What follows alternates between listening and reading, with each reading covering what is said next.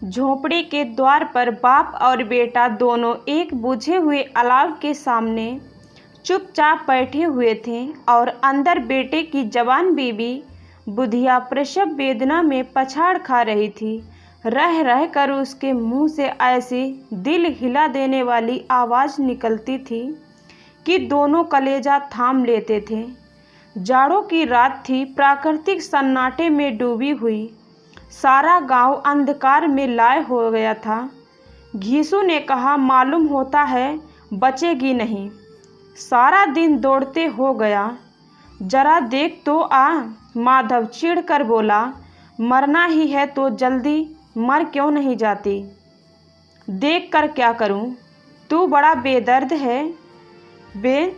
साल भर जिसके साथ सुख चैन से रहा उसी के साथ इतनी बेवफाई।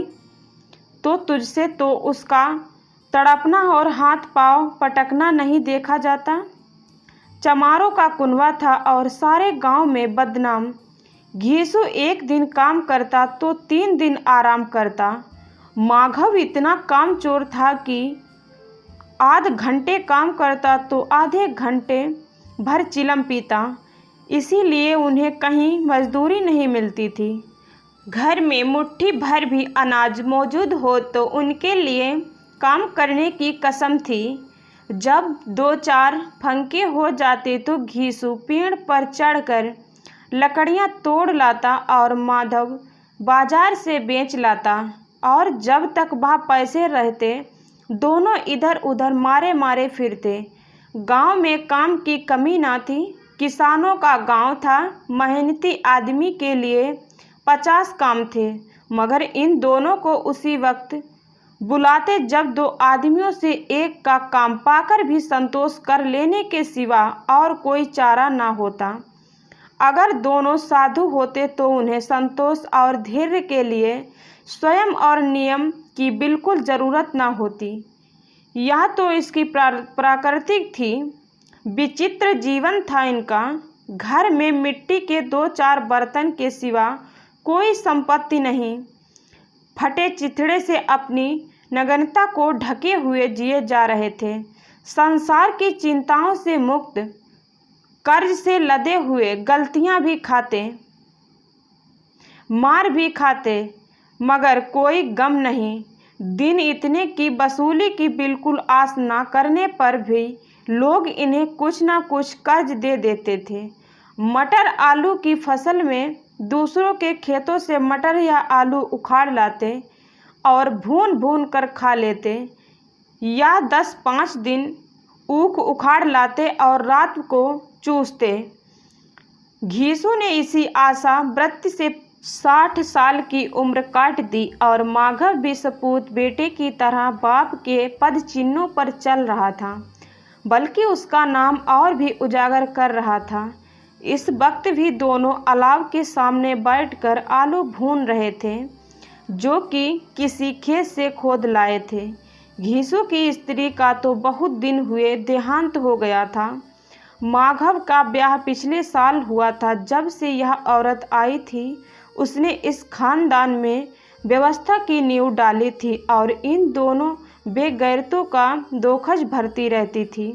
जब से वह आई यह दोनों और भी आलसी और आराम तलब हो गए थे, बल्कि कुछ अकड़ने भी लगे थे। कोई कार्य करने को बुलाता तो निब्रियाज भाव से दुगनी मजदूरी मांगते। वही औरत आज प्रसव वेदना से मर रही थी और यह दोनों इसी इंतजार में थे कि वह मर जाए तो आराम से सोएं। घीसू ने आलू निकाल निकाल कर छीलते हुए कहा, जाकर देख तो क्या दशा है उसकी। चुड़ैल का फिसाद होगा और क्या। यहाँ तो ओझा भी 1 रुपया मांगता है। माधव को भय था कि वह कोठरी में गया तो घीसू आलूओं का बड़ा भाग साफ कर देगा। बोला, मुझे वहाँ जाते डर लगता है। डर किस बात का है? मैं तो यूं ही, तो तुम ही जाकर देखो ना। मेरी औरत जब मरी थी तो मैं 3 दिन तक उसके पास से हिला नहीं था, और फिर मुझसे लजाएगी कि नहीं। जिसका कभी मुंह नहीं देखा आज उसका उधड़ा हुआ बदन देखूं उसे, तन की सुध भी तो ना होगी। मुझे देख लेगी तो खुलकर हाथ पांव भी पटक सकेगी। मैं सोचता हूँ कोई बाल बच्चा हो गया तो क्या होगा। सोंठ गुड़ तेल कुछ भी तो नहीं है, घर में सब कुछ आ जाएगा। भगवान दे तो जो लोग अभी एक पैसा नहीं दे रहे हैं वे भी कल बुलाकर पैसे देंगे। मेरे 9 लड़के हुए घर में कभी कुछ ना था, मगर भगवान ने किसी ना किसी तरह बेड़ा पार ही लगा दिया। जिस समाज में रात दिन मेहनत करने वालों की हालत उनकी हालत से कुछ बहुत अच्छी ना थी, और किसानों के मुकाबले में वे लोग जो किसानों की दुर्बलताओं से लाभ उठाना चाहते थे कहीं ज़्यादा संपन्न थे। वह इस तरह की मनोवृत्ति का पैदा हो जाना कोई अचरज की बात ना थी। हम तो कहेंगे घीसू किसानों से कहीं ज़्यादा विचारवान था, और किसानों के विचार शून्य समूह में शामिल होने के बदले बैठकबाजों की कुश्ती मंडली में जा मिला था, जहां उसमें यह शक्ति थी कि बैठकबाजों के नियम और नीति का पालन करता। इसीलिए जहां उसकी मंडली के और लोग गांव के सरगना और मुखिया बने हुए थे, उस पर सारा गांव उंगली उठाता था। फिर भी उसे यह तस्कीन तो थी ही कि अगर वह फटे हाल में तो कम से कम उसे किसानों की सी तोड़ मेहनत तो नहीं करनी पड़ती, और उसकी सरलता और निहिरता से दूसरे लोग बेजा फ़ायदा तो नहीं उठाते। दोनों आलू निकाल निकाल कर जलते जलते खाने लगे। कल से कुछ नहीं खाया था, इतना सब्र ना था कि ठंडा हो जाने दें। कई बार दोनों की जबानें जल गईं। छिल जाने पर आलू का बाहरी हिस्सा जबान हल्लक और तालू को जला देता, और उस अंगारे को मुंह में रखने के ज़्यादा खैरियत इसी में थी कि वह अंदर पहुंच जाए। वहां उसे ठंडा करने के लिए काफ़ी सामान थे, इसीलिए दोनों जल्द जल्द निगल जाते। हालांकि इस कोशिश में उनकी आंखों से आंसू निकल आते। घीसू को उस वक्त ठाकुर की बारात याद आई जिसमें 20 साल पहले वह गया था। उस दावत में उसे जो प्रवृत्ति मिली थी वह उसके जीवन में एक याद रखने लायक बात थी, और आज भी उसकी याद ताज़ी थी। बोला वह भोजन नहीं भूलता। तब से फिर उस तरह का खाना और पेट भर नहीं मिला।